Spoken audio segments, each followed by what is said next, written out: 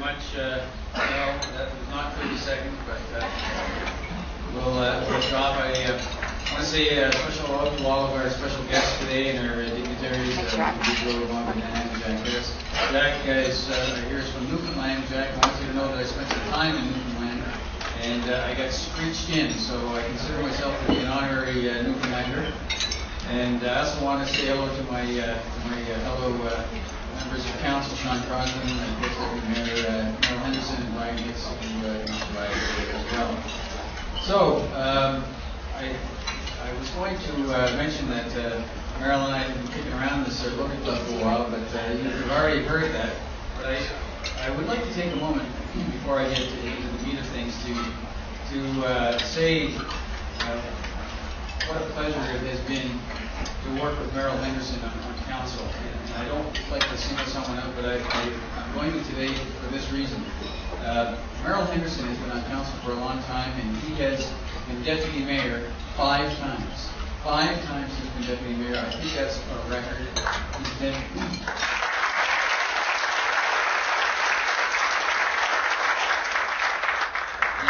he has been deputy mayor with me twice. Apparently he didn't feel that he had sufficiently trained me the first time. And I don't know whether he's going to try and go for a hat trick or not, but we'll see. And he has been a long time, very devoted councillor, very, very engaged with his community.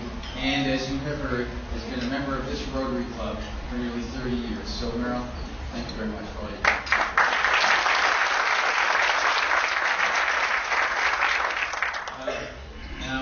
Merrill also mentioned that I'm a grandfather, which has brought a lot of light and joy into our lives. My wife's here as well. And but we also have Kathy and I are expecting another grandchild, that is, in July. So we're going to have lots of fun with that. And because now that I'm a grandfather, I just so that I could look the part, I dyed my hair gray, and I took a little off the top. So I'm hoping that I fit the part. Now, if I appear to be just a little bit nervous today, it's because I haven't done this before. But more importantly, having been a member of this Rotary Club for 25 years, I know they're a tough crowd, so I'm a little bit worried about that. But we'll try to get through it. So, good afternoon, everybody. It's a great pleasure for me to be here at this meeting. I want to, je tiens à souligner à quel point j'apprécie le travail accompli par notre chambre de commerce. Je souhaite aussi la bienvenue à Carol O'Reilly. Nous sommes très chanceux d'avoir une chambre de commerce aussi engagée. And I want to also acknowledge the great work from our Rotary Club here and our local Rotary Clubs. I'm very aware of all the great work you're doing, and you've seen some of that by the donations that we made this year today. So it's a great pleasure for me to be here in this company. Now, being a grandfather, I have to tell you that I'm at that stage in life where I can't quite read the print with my glasses off. It doesn't quite look right with my glasses on, so if you see me adjusting back and forth, welcome to grandparenthood. So let me start out by saying this. Moncton is a special place, a spectacular city, and a fantastic place to live. Ça bouge ici, et voici la preuve, voici ce que d'autres disent à notre sujet. But I'm going to try this without the glasses, see how that goes. One of my favorite stories has always been how Moncton was found to be the most honest city in all of North America by an authority no less than Reader's Digest. But let me update you on that story. This story came to my attention on Monday by somebody who read it on Facebook. 3 young ladies in Moncton had taken a cab downtown last Saturday night. They paid the fare, went on and had a very lovely evening downtown Moncton. The next day, an envelope was delivered to the residence where the cab had picked them up. And the envelope had writing on the front of it, and it said this, quote, "Picked up 3 ladies here on Saturday and dropped them at Robinson Court. Found they had overpaid the bill, cab number 85. end quote. On the envelope was marked $18.70, and in the envelope was $18.70. True story, and a testament to the people of Moncton and to our taxpayers. Well done, Cabinet.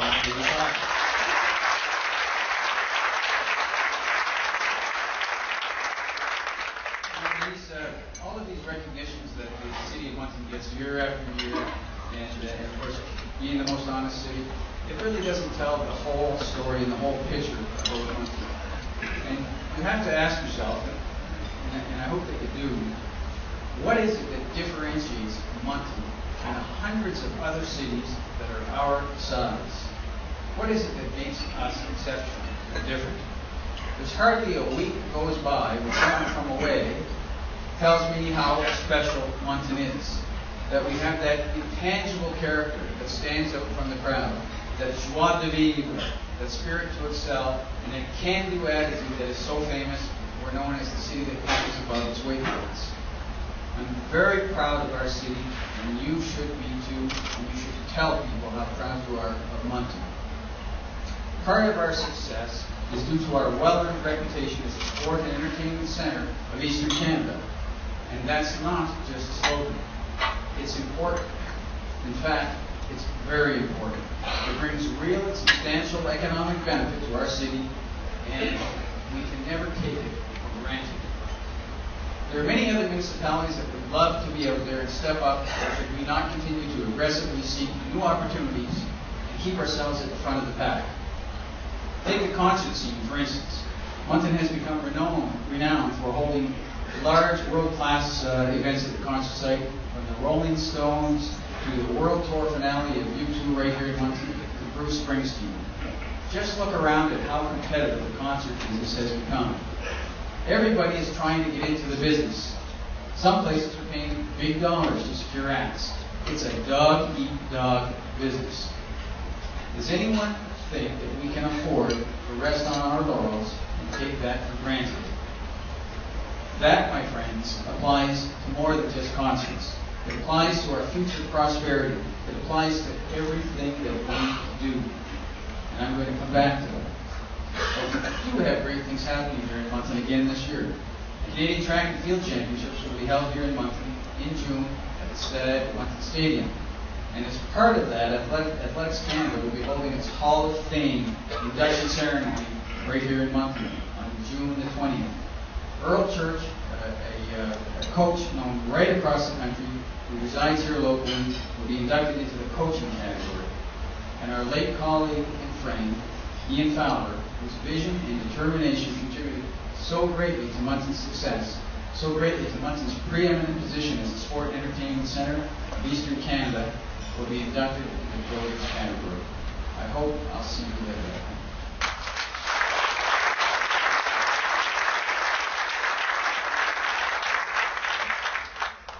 The Canadian Junior Football Championships will be hosted at the newly renovated Rocky Stone Field in July. That's going to be really fun football. High school age kids playing right here in Moncton, the best from right across the country. And I encourage you to get out there and see it. And as well, I'm very happy to say that we will be hosting another great CFL game right here in Moncton this fall after a year's absence. We will be hosting Henry Burris and the Tiger Cats. We'll take on Anthony Cavillo and the Alouettes. Let me tell you something. Henry and Anthony finished first and second in the league in passing yards last season. They have a combined 5 Grey Cups and a combined 4 most outstanding player awards. Moncton is in for a barn burner of a game on September the 21st. By the way, tickets go on sale tomorrow at tickets.moncton.ca. tickets.moncton.ca. And I would advise you to get your tickets early. Now, I'd like to talk about the downtown center, the proposed downtown center that we're working on. I don't think anyone will deny that our downtown needs some TLC. But on the flip side of it, I don't think anyone would argue the fact that our downtown has limitless potential. Le débat sur le nouveau complexe au centre-ville est devenu plus intense récemment. Cela continuera pour la prochaine semaine et le prochain mois. J'encourage ce débat. en condition qu'ils soient constructifs et respectueux. I think we need to have a conversation about downtown development, our competitive position, jobs, and growth. And I welcome that debate as long as it is respectful and constructive. Commençons par la question évidente. Pourquoi? Why? Why do we need a new sport and entertainment center in downtown Moncton? Well, there are several reasons for it. First up is economic development. Ce sera un investissement dans notre centre-ville qui incitera l'investissement par le secteur privé. Ce n'est pas pour construire une arena, mais ce n'est pas non plus juste pour revenir un complexe au centre-ville. It's about the redevelopment of the Highfield Square lands, a once proud anchor of our downtown, and a symbol of the vibrancy of downtown Moncton that now sits barren and empty and will be demolished sometime soon. It's about new investment in commercial development of the eastern triangle of the parking lot of the Highfield Square property. The site is about 11 acres. We'll take about 4 acres to build a downtown center. And what does that leave us with? 7 acres of opportunity. It's also about attracting new investment and economic development in the surrounding downtown area. This development will be a much-needed catalyst for new development in our downtown. Ainsi, le nouveau complexe de sport et de divertissement à Moncton est une question de développement économique dans notre centre-ville. C'est une question de prospérité pour notre ville. C'est un investissement dans notre avenir. Secondly, it's about the state of our sport and entertainment infrastructure, specifically the condition of the Coliseum. More importantly, it's about the impact that this is having on our position as a leader in sport and entertainment in Eastern Canada. L'un des spectacles que j'ai longtemps voulu voir ici est le Cirque du Soleil, ce phénomène canadien qui mérite toute l'attention qu'il reçoit partout dans le monde. One of the acts that I've always wanted to see in Moncton is the Cirque du Soleil. A friend of mine who was a fan talked to me about how excited he was to see their spectacular show and their breathtaking acrobatics when they came to the Maritimes. Where did he go to see them? In St. John. Why? Because the Coliseum could not accommodate them.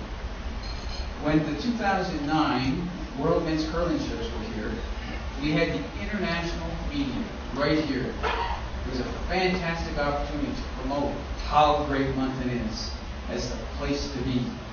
But it was warm outside, and we lacked the systems to control the temperature inside the Coliseum. The ice started to melt. And the Canadian and the international media described the ice conditions as, quote, like a sauna, end quote, and, quote, brutal, end quote. It got so bad that the organizers had to ask them to stop commenting about the situation. What was a huge opportunity to promote Moncton became an exercise in damage control. When Elton John visited Moncton, he packed 8,700 people into the Coliseum. Soon after, the fire marshal stepped in and reduced the capacity by 2,000 people. Think about it. That does not enhance our reputation as a sport and entertainment leader. The fact is that the Coliseum is just past its due destiny. It's best before it is.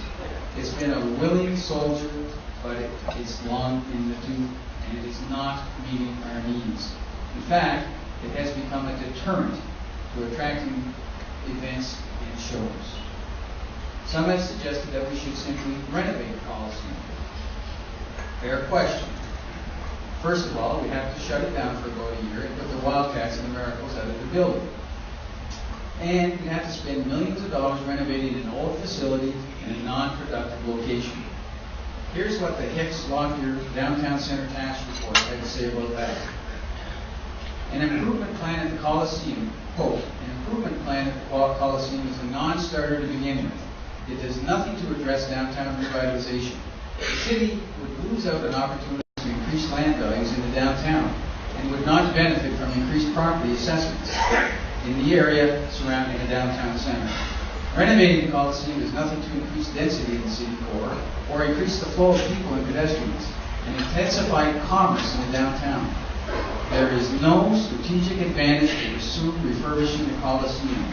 End quote. Now, why should we build downtown? Well, take a look. First of all, we have a picture to show you here of the Coliseum in 1982. Okay, there it is. Now, take a look at the Coliseum in 2010. There is no other development there, with the exception of the Trade and Exhibition Center, which we put up next to it.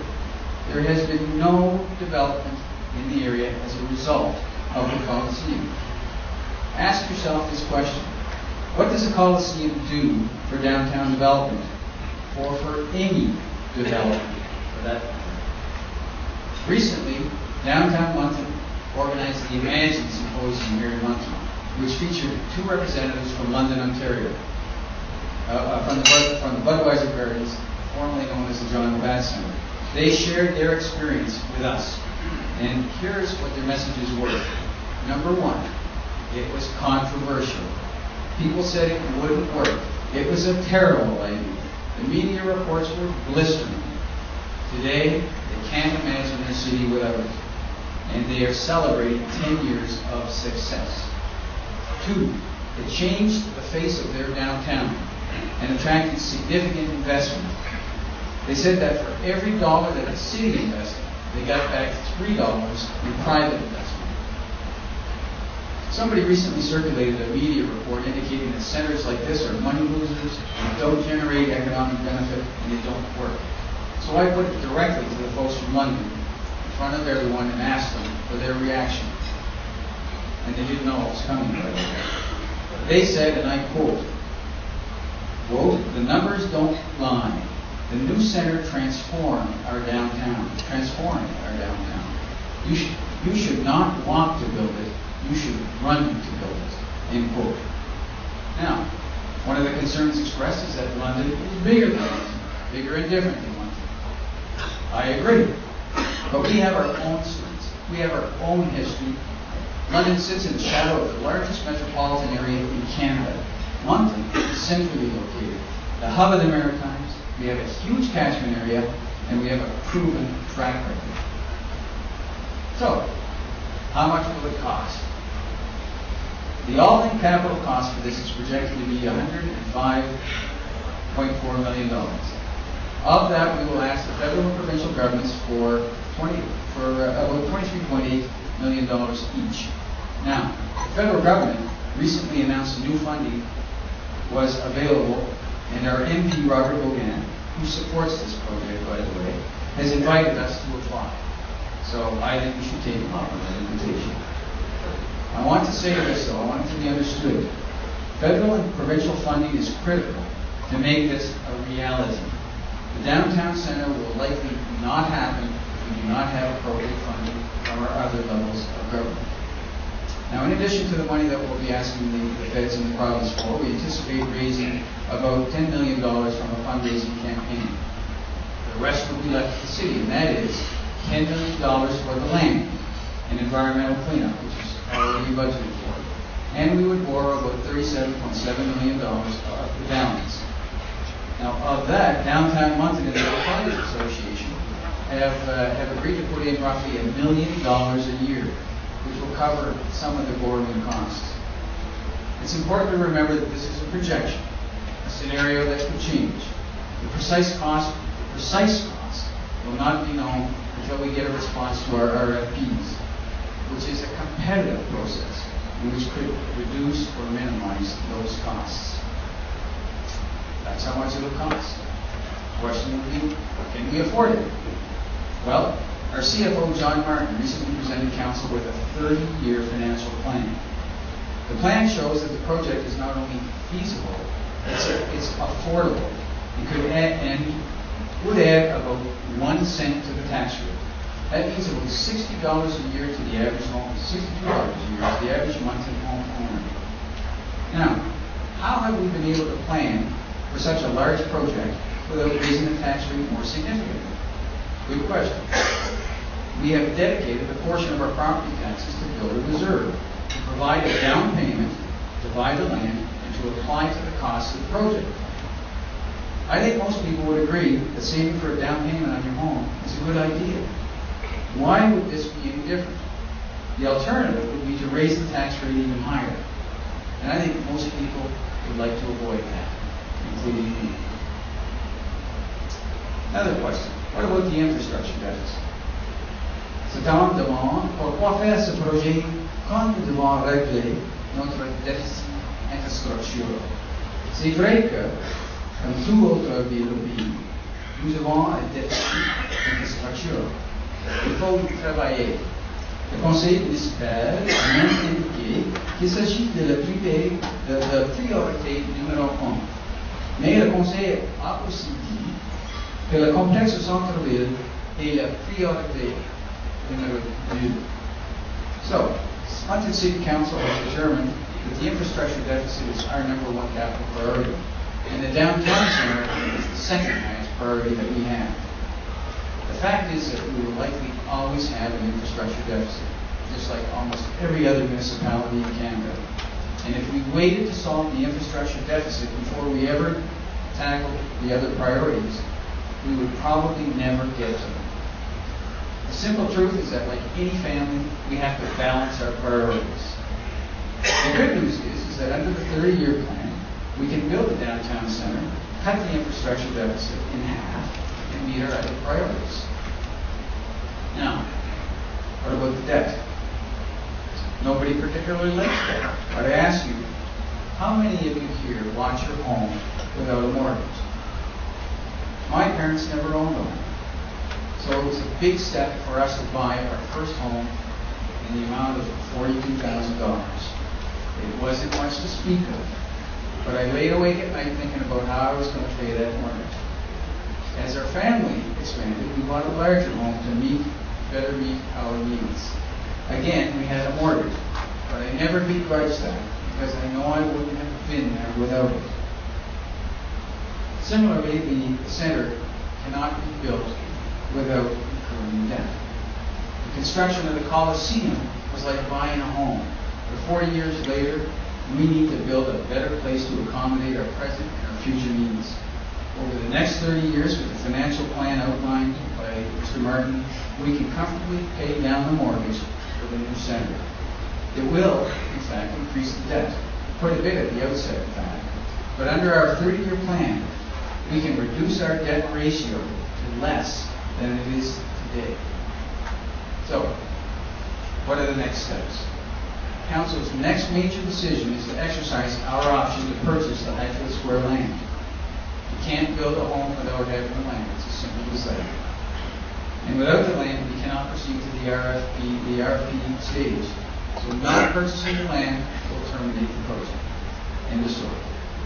Even if we do purchase the land, however, it's still not a fait accompli. It doesn't mean the project will proceed. A final decision will not be made until we receive detailed proposals. Should the project not proceed, the city will have the ability to control this land, this valuable and strategic land, in our downtown to ensure that the right projects for Moncton proceed to enhance our city. However, Moncton could, if it wishes, sell the property. The strength of our community is and always has been that we work together. We succeed together. That's how Moncton became the great place that it is. The proposed downtown development is meant to be a people place and to make downtown Moncton more vibrant for all people of Moncton, with green space, meeting space, and free space, with programs, access, and facilities for families, seniors, and young alike.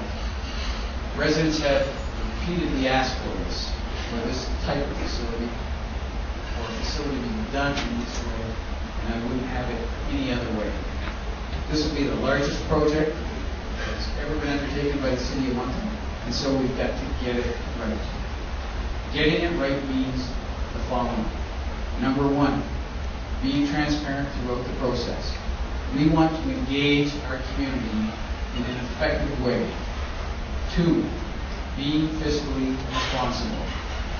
This project will not move forward at any cost. And I want you to know that each and every member of council is watching the bottom line, and we will only approve it if it makes sense for Moncton. It's about continually moving forward, staying hungry and competitive, and securing Moncton's position as a leader in sport and entertainment business. Again, I ask, does anyone think we can afford to sit on our laurels and take it for granted? Here's what the Hicks Lockyer report said in 2010. Quote, Moncton is on the cusp of losing the reputation that made our city notable, and other markets will soon step ahead of us. End quote. Let me put it to you this way. I often hear that we should run the city more like a business. Look at your own business or where you work. Do you think it's important to stay competitive? To protect your business, to protect your market? If your facilities were seriously outdated and sacrificing your income, what would you do? What should we do? I believe that we are at a crossroads at Moncton. If we are not continually moving forward, we are falling back. We need to ask ourselves, what is the cost of doing nothing? At our recent Youth Fest event at City Hall, where we invite all of the local high schools to come, take part in an election, and take part in municipal affairs, a grade 10 Moncton high student by the name of Ryan Rogers ran for mayor during the mock election. Glad he's not running against me. During his speech, he said, and I quote, "We live in Moncton, where dreams are possible." End quote. Grade 10 high school student. So there you have it. At the end of the day, here's what I dream about. I want to see a city that appeals to the dreams and the aspirations of our youth and our future leaders. Not just today, but for the future. I want to see a vibrant downtown and a city that appeals to our youth, our seniors, and our families alike. I want to walk down Main Street and see busy shops, lively cafes, bars, and restaurants. I want to see that every single boarded up or empty window in our downtown becomes a great office, retail, or residential space. I want to see lots of people of all ages, full of energy, having a great experience in our downtown. I want the downtown not to be only the heart of our city, but truly its soul. Those who were lucky enough to attend the friendly FIFA game last May, when our national women's soccer team played at the stadium against China, I'll never forget the awesome last few seconds when Christine Sinclair scored the winning goal. That was their last match in North America before they went over to the Olympics from a great send-off from Moncton, and came back with an Olympic medal after a deserved and hard-fought battle. I share this story with you today because I believe that Christine Sinclair's positive attitude and gritty determination mirrors the spirit of Moncton. Though we may be an underdog, we are small but mighty, and we never, ever give up. This is a critical time in our community. The closure of Highfield Square presents the city with a once-in-a-lifetime opportunity to rebuild and redevelop its downtown core. I believe that the downtown center is key to a revitalized downtown, as well as a critical piece of our infrastructure in our quest to be and remain Eastern Canada's sport and entertainment capital, to be prosperous, to be the place where dreams come true. Now's the time to make it happen. Thank you very much.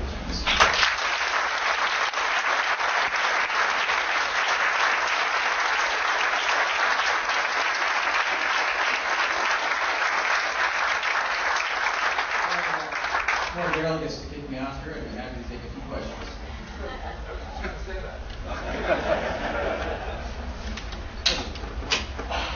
Just a couple of quick questions, Your Worship. First of all, what are you going to plan, or what do you plan on doing with the Coliseum? Great question. And the other one, as I was going to ask, and I think we're all waiting to hear what's going to happen on the Hill. Obviously, we want to retain that reputation. Let me take the easy one first. As I said, and as I'm sure you can appreciate, the concert business has become exceedingly competitive and is, in fact, a dog-eat-dog business. We've got a track record that nobody else. We've had all the big acts have been here. And after every time somebody says, what are you going to do next? And we think, how the heck can we ever top that? So we have had some lines in the water, but the way this business works is the promoters who secure the act, and they come to us with a deal which we then negotiate with them. At this point in time, we do not have anything to announce. I have to, I'll be candid with you, as things go along, I'm a little bit less optimistic, but I never give up. So I still hope that we will find something, and we'll have something for the summer. But if we don't, buy those CFL tickets. And the first question was, what are we going to do with the Coliseum? Our options are open on that. We're limited really by only our imagination. We can do just anything with that. First of all, it's a very successful trade and event center. Very successful. Kind of like the Moncton Airport. Very strong in cargo. Well, that's our niche. We do extremely well in events and trade shows. So we could continue to use it that way. We could leave the ice in or not. There are some advantages to leaving it in. We could turn it into a community center. We could turn it into just about anything, really. So I don't anticipate that we would tear it down. I think we will find a use for it. Anybody else? Somebody must have a question. All right, well, thank you very much. It's been a pleasure.